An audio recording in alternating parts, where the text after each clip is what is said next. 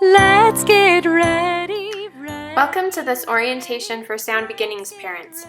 Thanks for taking a few moments from your busy day to prepare for our upcoming semester and understand how you and your child can get the most from your Sound Beginnings experience, both in class and at home.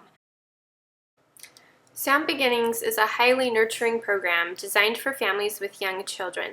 The curriculum is designed to be age appropriate for the 2 to 4-year-old child, but younger siblings are welcome and will enjoy the class and activities too.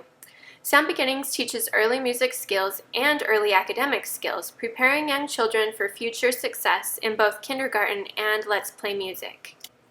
Every activity we do uses research-based methodologies that help teach literacy, numeracy, spatial skills, social skills, music skills, and more to your child, all while strengthening your parent-child bond and giving you tools to continue building your relationship at home. All this in just 30 minutes a week. It's almost too good to be true.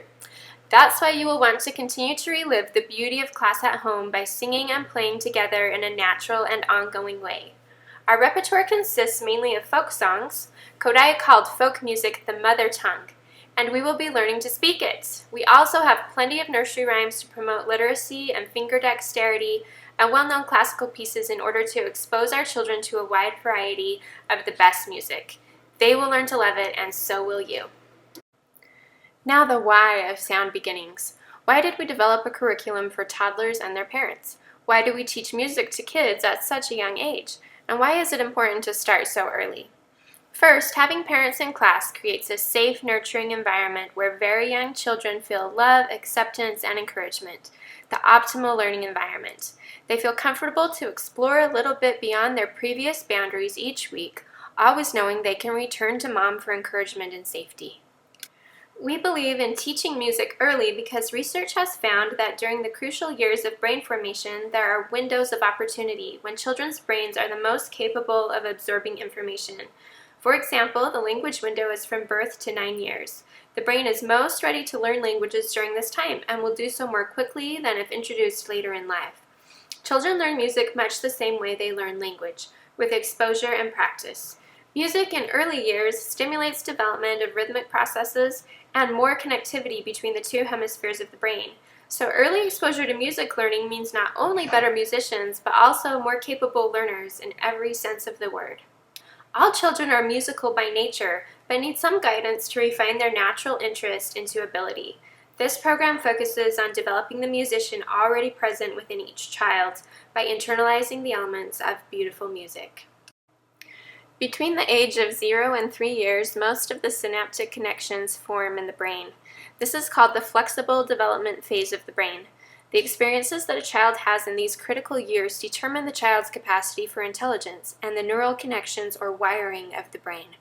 As a child ages, connections that are not frequently used will disappear. Music learning begins prenatally. The womb provides a steady beat and enriching sounds. After birth, continuation of music learning depends upon the experiences caregivers choose to provide. Children's ears are most sensitive, and musical exposure and instruction is most readily absorbed between ages 3 to 7. Kodai said that we should strive to permeate the child by the life-giving stream of music during these years in order for it to be of use later on. Singing is a natural instinct of children. It is joyous, playful, personal, expressive, and creative. Children sing spontaneously and often without even knowing it. Singing is a phenomenon for all ages, but it begins and is nurtured in childhood. Young children love to explore their voices, imitate sounds, and make up songs. Some children begin singing in tune very young, and many have developed a full singing range by age 4 or 5. Toddlers and preschoolers will develop their singing voices at their own pace and in their own way. Encourage and support them by singing and playing along, but don't try to rush anything. It will happen given time and exposure. One of the first intervals most children learn to imitate, recognize, and sing in tune is the minor third. We sing multiple So-Me songs each semester that use this repeated interval to encourage successful in-tune singing with developing voices. So what does this mean for you? First, have realistic expectations for your child and their singing voice. Let them master the simple songs first and find success. Let them explore the wonderful and developing instrument of their voice. Praise them for any singing attempts they make. Sing with them regardless of how you classify your own singing ability. We are all in this together, and when your child sees that you are willing to try something new, to look or sound silly, to explore without always knowing beforehand what the outcome will be, to be willing to allow that there is usually more than one right way to do something, it gives them freedom to explore, make mistakes, and learn as they go without always feeling the need to do it just right from the beginning. To the casual observer, Sound Beginnings just looks like a lot of people having a lot of fun. And it is, but there is a specific purpose for every activity in the curriculum. If you ever have a question about why we are doing something, just ask, and I will try to keep you informed as a parent with the weekly emails that I send out. When you arrive for class at my house, you may park on the double garage side of my driveway or on the street. Please leave the single garage lane open. I will put a sign in the window by my front door about 5 minutes before class starts. This is the signal that I'm ready for you to come on in. Please don't hesitate to open the door and walk right in. I like to engage with students as they arrive and again as they leave, and answering the door every few seconds interrupts the flow. Classes will begin and end on time, so please plan to be there for the full 30 minutes of jam-packed learning and fun. In order to get the most out of class and to really be available to bond with your child, both parents and students and the teacher sit on the floor during class. This puts you at the same level so you can hold your child's gaze, rock them in your lap, do pat-clap games, and just be readily available every step of the way. There are also times when we jump up off of the floor to march or dance around the room, and parents are always encouraged to be right there with your child, modeling participation and enjoyment. Remember, your child is watching you, always watching. But unlike Roz, it's not in a threatening way. Your child looks to you for cues on how to behave in new situations. If you're participating and if you look like you're having fun, they will want to follow your lead. Sound Beginnings is a no judgment zone. Just like you didn't judge me just now for my cheesy Monsters, Inc. impression, nobody is anxious to judge you for letting loose and having a good time with your child.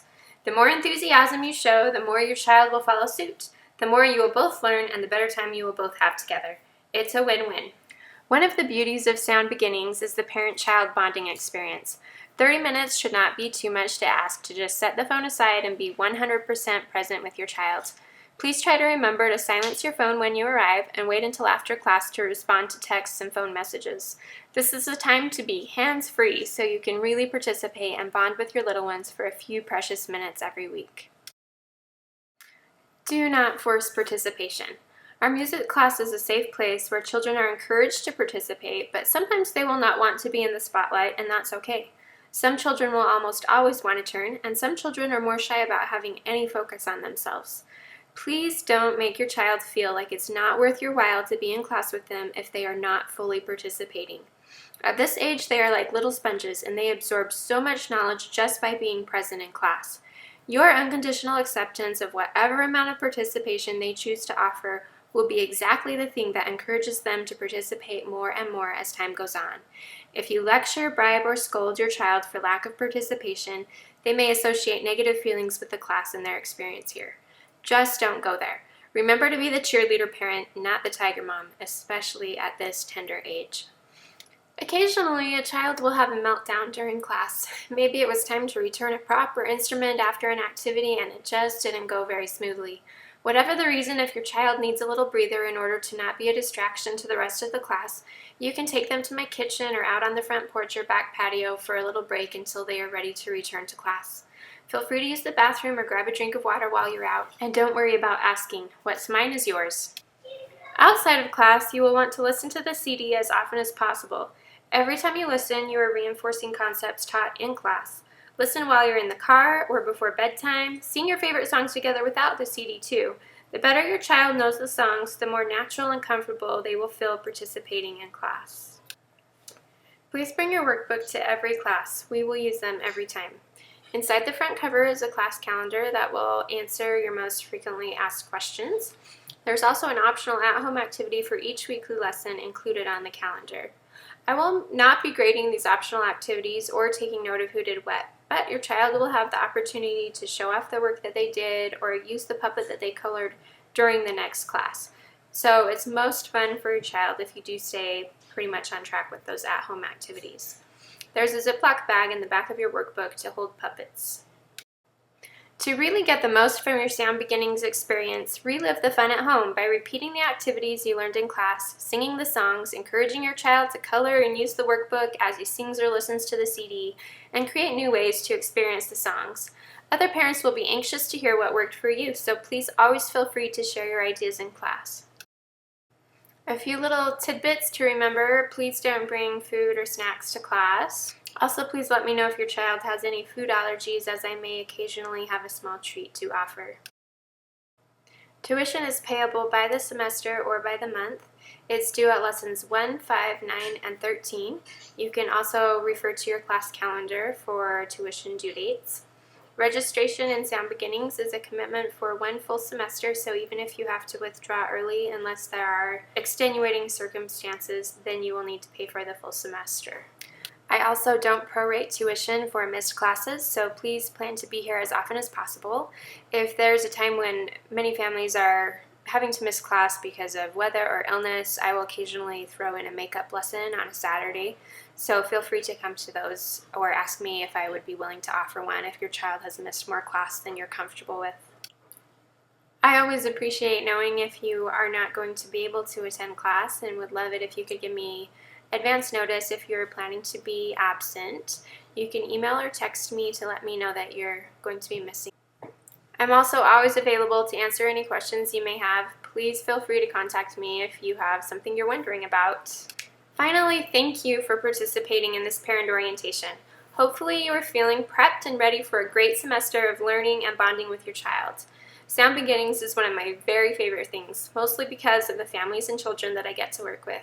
Thanks for allowing me the privilege of singing and playing with you and your children each week. It's going to be a great semester. The more we get together, the more we get together, the happier we'll be.